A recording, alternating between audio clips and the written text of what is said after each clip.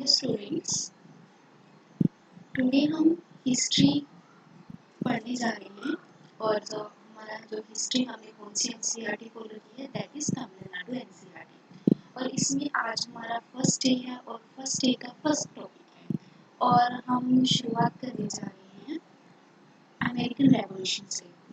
Late me check which one chapter is it and that is 24, American War of Independence. Also we can say American Revolution.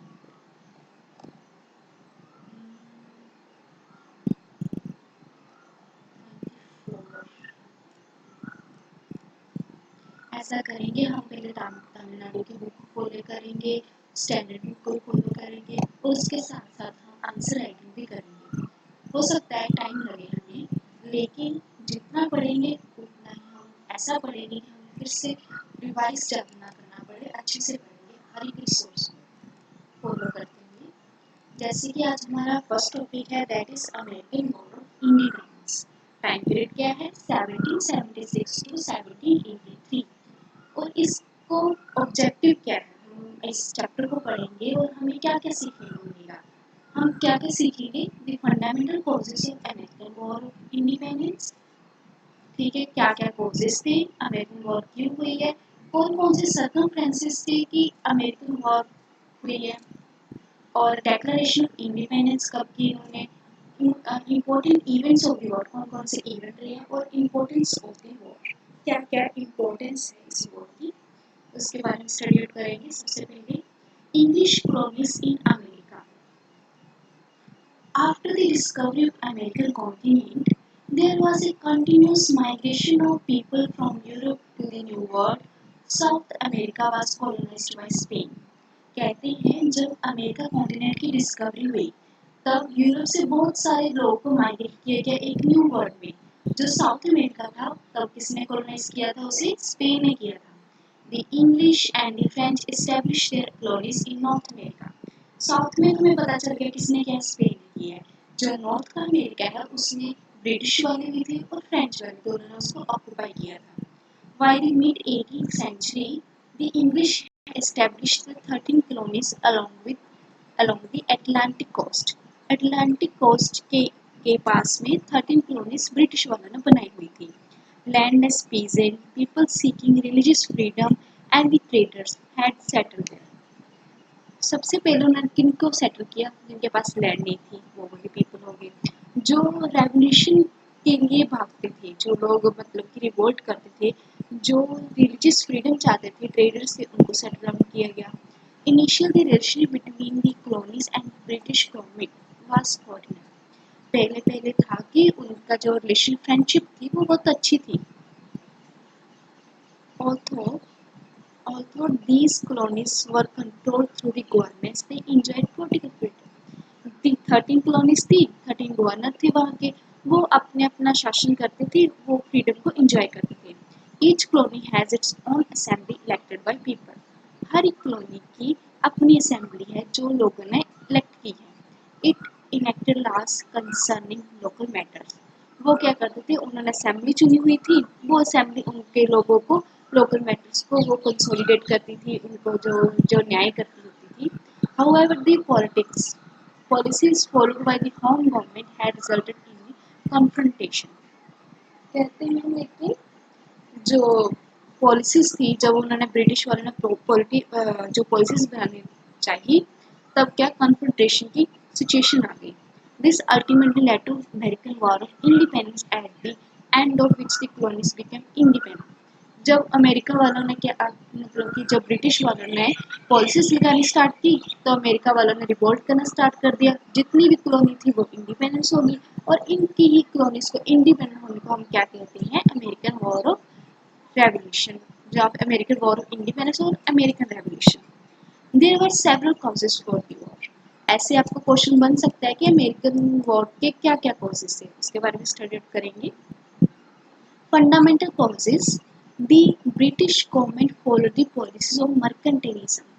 जो British वाले थे वो क्या चाहते थे, वो ट्रेड ही चाहते थे ना, वही उन्होंने बताया कि क्या पॉलिसी फॉलो करते थे, मर्केंटाइलिज्म पॉलिसी फॉलो करते थे। According to this policy, the colonies existed for the benefit of motherland. जो पॉलिसीज क्यों एग्जिस्ट करती थी कि वो ब्रिटिश वाले क्या चाहते थे कि हमारा ही फायदा हो, ठीक है। The colonies were expected to flourish raw materials. Colonies से वो क्या लेते थे, रॉ मटेरियल्स लेते थे। They had to serve as market for produced goods. वो क्या करते थे, रॉ मटेरियल्स लेते थे, अपनी मदरलैंड में जाते थे और वहाँ पर प्रोड्यूस करते थे गुड्स को। मोreover the colonies had to ship their goods only in British ships। कहते हैं उन्होंने क्या रूल बनाया कि जितना भी ट्रेड होगा वो क्या ब्रिटिश शिप्स में ही करोगे, कॉलोनीज को बता दिया। In this ways the colonies were expected to add more wealth to the home country. ऐसे ही उन्होंने कहा दिया कि जो कॉलोनीज है वो क्या करती थी, जो कितना ही पैसा वो कमाते होते थे, किसके लिए कमाते थे, अपनी कंट्री के लिए। The British government enacted laws to implement this policy of mercantilism. कहते हैं जो जो पॉलिसी उन्होंने बनाई थी मर्केंटिलिज्म, इसको इम्प्लाई करने के लिए उन्होंने बहुत सारे लॉज भी बनाए। A series of navigation acts were passed by the British Parliament to control the trade of the American colonies।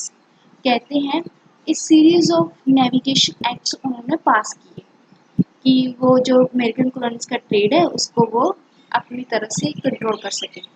These acts insisted that all the goods of both export and import should be carried in ships owned by England। कहते थे कि जितना भी trade होगा, export होगा चाहे import होगा, वो किस में होगा, सिर्फ और सिर्फ ब्रिटिश की ही शिप्स में होगा। Custom collectors were appointed in colonies to implement the navigation acts. उन्होंने क्या किया, जैसे कि अभी हमने नेविगेशन लॉज को इम्प्लीफाई तो करना ही है, उन्होंने फिर कस्टम कलेक्टर्स को इनवाइट कर दिया कि आप रखवाली रखोगे कि लॉज अच्छे से इम्प्लीफाई हो रहे हैं और नहीं। But the American colonies considered these act as infringement of their rights. लेकिन अमेरिकन कॉलोनीज को क्या लगा कि ये जो एक्ट पास हो रहे हैं जो हमारे राइट्स के अगेंस्ट है। The Molasses Act levied heavy duties on sugar and molasses imported into the American colonies। कहते थे जो मोलासिस था, जो गन्ने होते हैं उन पर कहते थे कि शुगर जैसे वो बनाते थे उस पर हैवी ड्यूटी लगानी स्टार्ट कर दी थी। और जो जितना भी है जो वो इम्पोर्ट कहाँ पर होगा, अमेरिकन कॉलोनीज से ब्रिटिश तक होगा। In addition to this a series of trade acts were also pass to control the trade in the colonies. कहते ये तो था ही, लेकिन सीरीज बना दी उन्होंने ट्रेड एक्ट्स की कि कैसे कैसे हमने कॉलोनीज के ट्रेड को कंट्रोल करना है। जैसे एग्जाम्पल देते हैं, hat act of 1732 prohibited the import of hats from one colony to another। जो हैट एक्ट था 1732 का, उसमें क्या था कि वो इंपोर्ट नहीं कर सकते थे अपनी हैट्स को एक कॉलोनी से दूसरी कॉलोनी में। The iron act of 1750 stop the large scale production of iron in the colonies.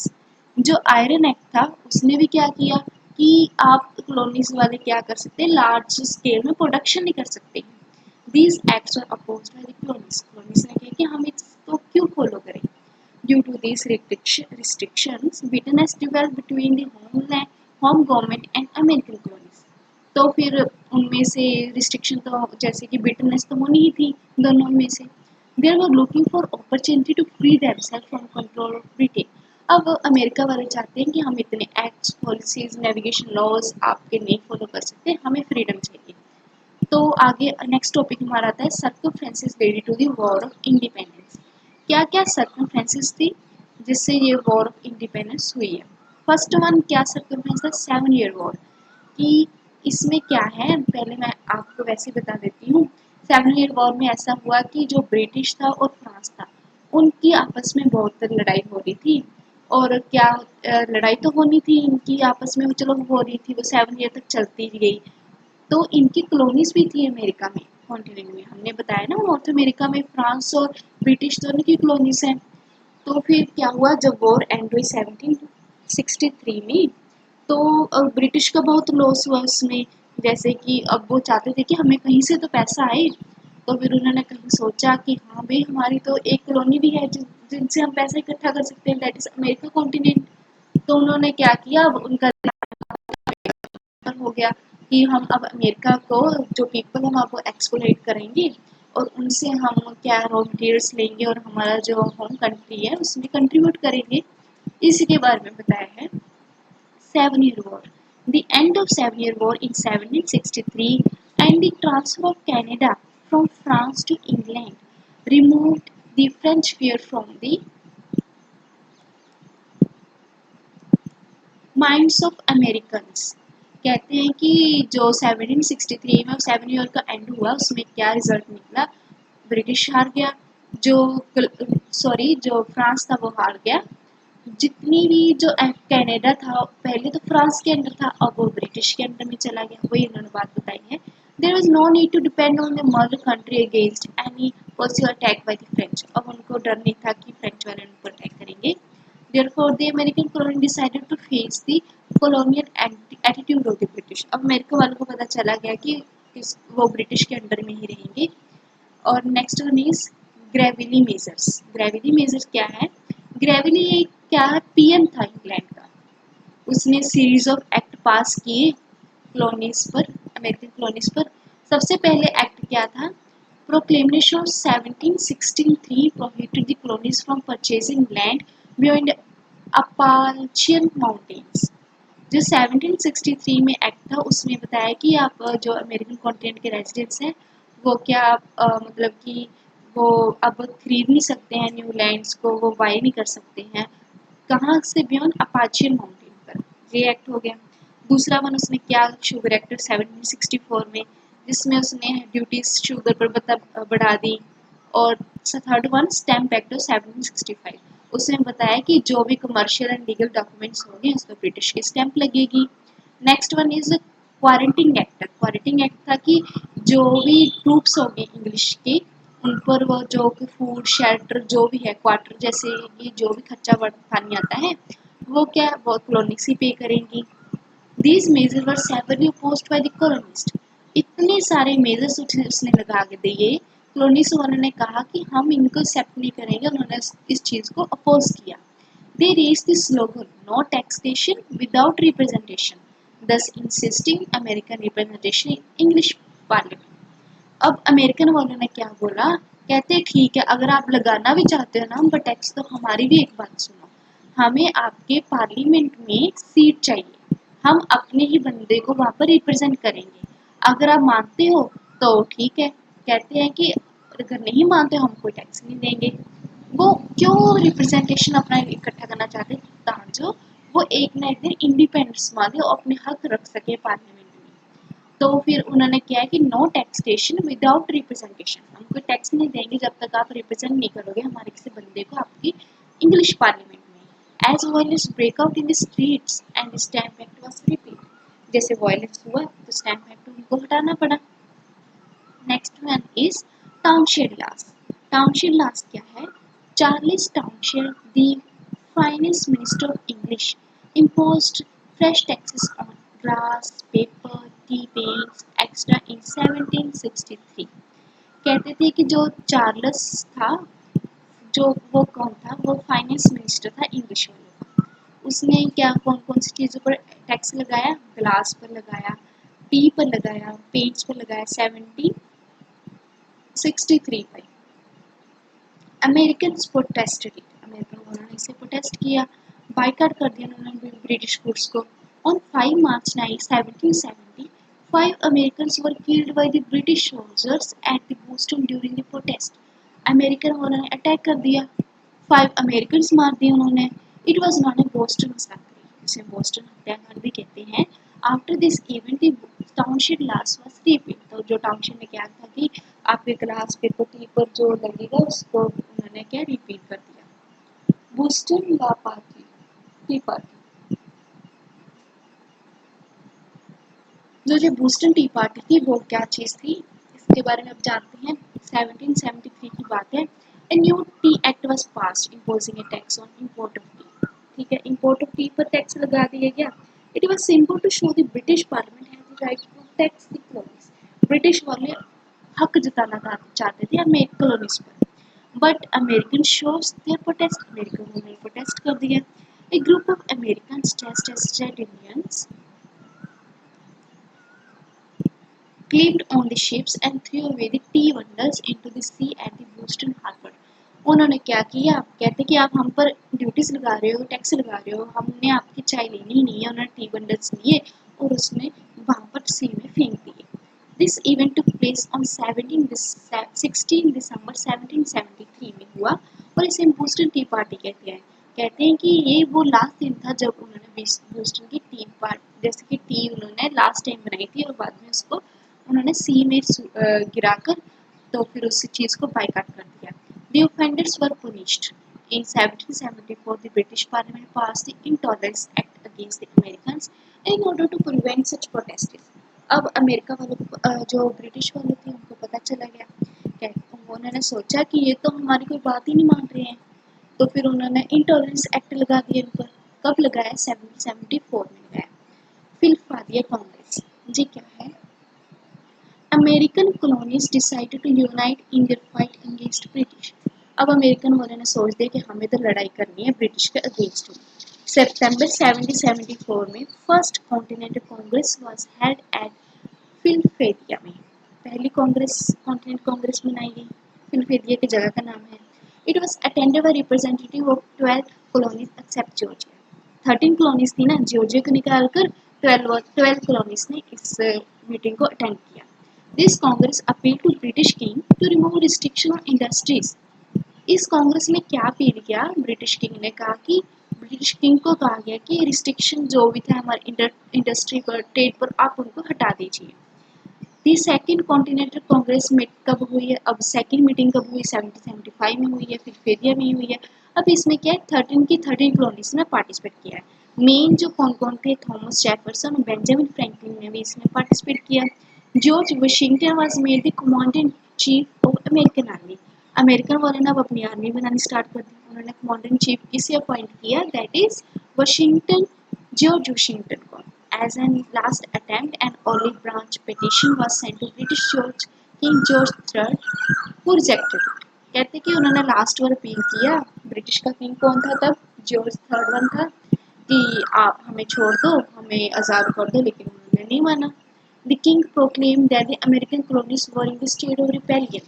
अब किंग ने क्या घोषणा कर दी? उसने बोला कि जो कॉलोनीज है वो तो रिबेल कर रही हैं अब तो। अब देखते हैं आगे क्या होता है। Declaration of independence. अब इंडिपेंडेंस की डेक्लेरेशन कब कैसे हुई है? इन जनवरी 1776 की बात है। Thomas Paine came to America from England. America से इंग्लैंड थॉमस पेन आया और उसने क्या किया? एक पैम्पलेट चलाई जिसका नाम है common sense. It attack the idea of hereditary monarchy. उसने जो थॉमस पेन था अमेरिका का, it attack the hereditary monarchy. उसने क्या कि मोनार्की नहीं होगी, अब एडवोकेटेड डेमोक्रेटिक गवर्नमेंट होगी। More than 1 lakh copies of this 50 page booklet was distributed through out the 13 colonies. जो उसने क्या किया? उसने लिखा कॉमन सेंस पेज में लिखा कि ऐसे ऐसे होना चाहिए, मोनार्की नहीं होनी चाहिए। और जो इंग्लैंड में जाकर उसने बताया कि उसने बुकलेट को डिस्ट्रीब्यूट किया कि हमें आज़ादी चाहिए। It included the fighting spirit amongst the Americans. तो ठीक है। On 4th July 1776 में American declaration of independence was adopted by continental Congress. अब क्या है कि उन्होंने इंडिपेंडेंस क्या कि चलो ठीक है आपके मना मान लेते हैं। It was prepared by committee of 5 led by Thomas Jefferson who included the ideas of human freedom in it. उसने क्या कि चलो ठीक है ह्यूमन फ्रीडम अब होगी। Declaration of independence laid emphasis on the enlightenment rights of men, namely life, liberty, pursuit of happiness। कहते कि इंडिपेंडेंस होगी अब उनकी, तो फिर उसमें क्या क्या उन्होंने क्या कि आपको लाइफ मिलेगी, लिबर्टी मिलेगी, परस्यूट ऑफ हैप्पीनेस, आप सब कुछ इसमें इन्वॉल्व है। इंपॉर्टेंट बैटल्स कौन कौन सी थी? जैसे कि जो उनको इंडिपेंडेंस देने के लिए क्या कौन कौन सी बैटल्स इन्होंने लड़ी हैं? दी war started in 1775 when the first battle was fought between the British soldiers and the colonial military at Helixton at Massachusetts. कहते हैं कि मैसाचुसेट्स जगह है लेक्सिंगटन में, उस वहाँ पर अब 1775 में ब्रिटिश अमेरिकन में लड़ाई हुई। George Washington assumed the command of the army of the American continent. हमने बताया ना चीफ इन कमांड कौन था? जॉर्ज वाशिंगटन था। अब उसने कमांड देनी थी अमेरिकन कॉलोनीज को। The British George the Gage won a victory at Bunker Hill. Bunker Hill में ब्रिटिश वालों ने जीत प्राप्त कर ली। In 1776 the British forces led by Sir William Howe defeated Washington in the War of Long island. अब क्या हुआ कि जो इनकी लड़ाई बारे में बात की है, however the army of American colonies commanded by the General Gates defeated British troops at the Saratoga in October। अब जो अमेरिकन को कौन लीड कर रहा था, वो जनरल गेट्स था। उसने क्या किया कि सारातोगा में ब्रिटिश ट्रूप्स को डिफीट कर दिया। The victory at Saratoga mark a turning point in the war. जो सारातोगा वार में विक्ट्री थी, उसमें टर्निंग पॉइंट आ गया। The French troops under Lafayette came to the help of American colonies. Lafayette ने क्या किया, अमेरिकन कॉलोनीज को प्रोटेक्ट करने की कोशिश की और उनके लिए ब्रिटिश के अगेंस्ट करना स्टार्ट कर दिया फ्रेंच वालों ने। Finally, the British troops, under the command of General Cornwallis, surrendered to Washington at uh, Yorktown in 1781 में। उसने अपने आप को सरेंडर कर दिया। The war came to end by the Treaty of Paris in 1783। अब वहाँ पर क्या पीस एग्रीमेंट साइन हुआ और ये था हमारी वॉर ऑफ इंडिपेंडेंस। कैसे उन्होंने लिया, क्या क्या अमेरिकन वॉर लड़ी और कहते हैं कि इम्पोर्टेंस क्या है इस वॉर ऑफ इंडिपेंडेंस की, क्या हमारे वर्ल्ड में क्या इनकी क्या क्षमता थी और हमें क्या सीखने को मिला इसमें। अमेरिकन कॉलोनीज बिकेम फ्री, अब फ्री हो गई हैं। Republic of United States of America was establish. Okay, the first democratic government with written constitution in the world became reality. पहला ऐसा डेमोक्रेटिक कॉन्स्टिट्यूशन था जो रिटन था, उन्होंने लिख दिया, ठीक है। The Bill of Rights ensure the fundamental rights to citizens of USA। और जो ऐसे किया है फंडामेंटल राइट्स मिल गए उनको। American war of independence was also called the American revolution. इसे अमेरिकन रेवोल्यूशन कहते हैं क्योंकि because it inspired the British revolution. British revolution को इन्होंने इंस्पायर किया। It was not only war against English, कहते सिर्फ इंग्लिश के अगेंस्ट में वॉर नहीं थी, बट अगेंस्ट अरिस्टोक्रेसी और रैशनली एलिमेंट्स के अगेंस्ट में थी। It was also fight against colonial domination के अगेंस्ट में थी। It introduced new political social economic setup in the USA. कहते हैं कि अब न्यू पॉलिसी आएंगी, पॉलिटिक और सोशल इकोनॉमिक लाइफ आएगी, उसके बारे में बताया है। Democracy with separation of power on model suggested French thinker Montesquieu was founded. कहते कि फ्रेंच थिंकर था, क्या नाम था उसका, मॉन्स्टेन क्यू। उसने ही जो आइडिया दिया था कि सेपरेशन ऑफ पावर का, उस जो इस अमेरिकन का कॉन्स्टिट्यूशन लिखा गया उसमें उसको माना गया और उसको फॉलो करते हुए उन्होंने अपना कॉन्स्टिट्यूशन राइट किया। Capitalism also strong roots, capitalism को ये मानते थे। However, the rights of sons of soil, red Indians and the Nicaraguans were not considered at that time। कहते हैं माना कि उन्होंने कॉलोनीज ने इंडिपेंडेंस तो दी, लेकिन कुछ जो एक्चुअली में वहाँ के रेजिडेंट्स थे, रेड इंडियंस थे, निकार्गुस थे, उनकी इंडिपेंडेंस के बारे में अभी तक उन्होंने कोई बात नहीं की है अच्छे से। और इस चैप्टर में हमने क्या क्या सीखा, क्या क्या फंडामेंटल कॉजेज थे अमेरिकन वॉर ऑफ इंडिपेंडेंस के, सर्कमफ्रेंसेस क्या थे, जैसे कि सर्कमफ्रेंसेस में हम कौन कौन सी बात करेंगे, Grenville measures, Townshend laws, Boston tea parties के बारे में बात करेंगे। डेक्लेरेशन ऑफ इंडिपेंडेंस क्या थी, उसकी क्या इंपॉर्टेंस है, important event of the war कौन कौन से रहे हैं, और अमेरिकन वॉर ऑफ इंडिपेंडेंस की क्या इंपॉर्टेंस है उसके बारे में बताया गया है। होप सो आपको लेक्चर अच्छा लगा होगा। जो ये एक्सरसाइज है आप भी ट्राई करना सॉल्व करने की, और आइदर मैं इसकी पीडीएफ अपलोड कर दूंगी टेलीग्राम चैनल पर। होप सो आपको कुछ सीखने को मिला होगा। Thank you and must watch and like the video.